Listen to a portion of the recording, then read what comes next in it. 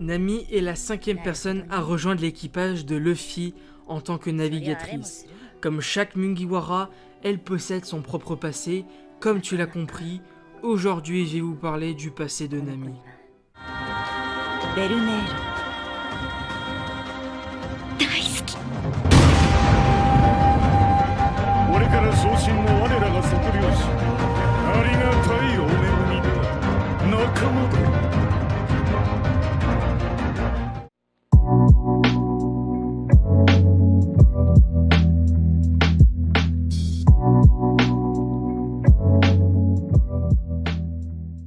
Un passé tragique et un rêve brisé.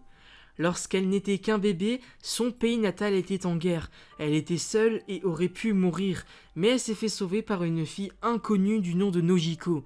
Ces deux filles se sont fait alors sauver par Belle-Mère, une soldate de la marine qui décidera de s'occuper d'eux comme ses propres enfants. Quelques années plus tard, on les retrouve dans le village de Kokoyashi. Les deux enfants avaient bien grandi et Belle-Mère ne subvenait aux besoins de sa famille que grâce à la vente de ses mandarines. Malheureusement, un pirate dénommé Arlong s'empara du village où vivait Belle-Mère et exigea un lourd tribut à chaque habitant. Il était de 100 000 berries par adulte et de 50 000 par enfant. Malheureusement, Belle-Mère ne possédait que 100 000 berries, ce qui n'était pas assez pour toute la famille. Elle décida donc de se sacrifier pour ses filles et elle paya le tribut de Nami et Nojiko. Suite à la mort de Belle-Mère, Nami jura à Nojiko de ne jamais plus pleurer et de ne jamais demander de l'aide. Nami fut ensuite kidnappée par Arlong, car il avait remarqué ses talents en cartographie. Ils passèrent un accord qui stipule qu'il s'engage à rendre sa liberté au village, mais en échange, Nami doit faire des cartes et lui apporter la somme exorbitante de 100 millions de berries. Suite aux événements, Nami était devenue une membre de l'équipage des Hommes Poissons. Elle décide alors de devenir une voleuse pour pouvoir réunir la somme des 100 millions de berries. C'est comme ça qu'elle rencontrera alors Luffy et Zoro et décide alors de s'allier à ces deux-là pour l'intention de les voler par la suite. Nami voyage alors avec eux, de nouveaux personnages rejoignent alors l'équipage de Luffy comme Usopp le tireur d'élite et Sanji le cuistot. C'est alors pendant que Luffy demande à Sanji de rejoindre l'équipage que Nami profite de se sauver avec le Vogue Mary après avoir vu un avis de recherche d'Arlong. Sans donner d'explication à l'équipage, Luffy décide tout de suite d'aller la chercher. Nami était triste de faire ça, mais la priorité était son village.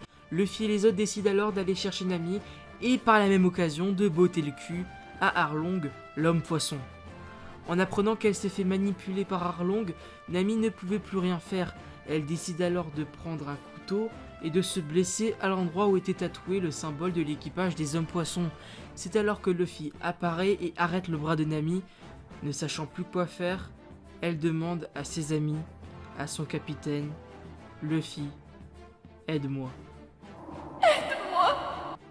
Après ces paroles, Luffy prend son chapeau de paille et le confie à Nami pour qu'il puisse défoncer Arlong.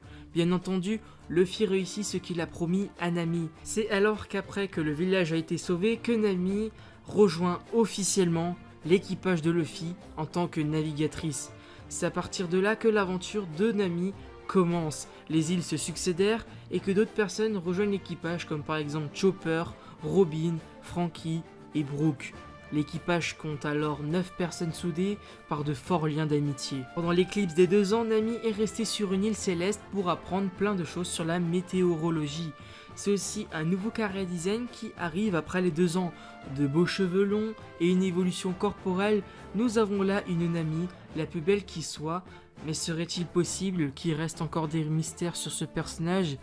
On ne sait pas qui sont ses parents biologiques et ses liens familiaux. Peut-être qu'un jour, on apprendra des choses sur elle.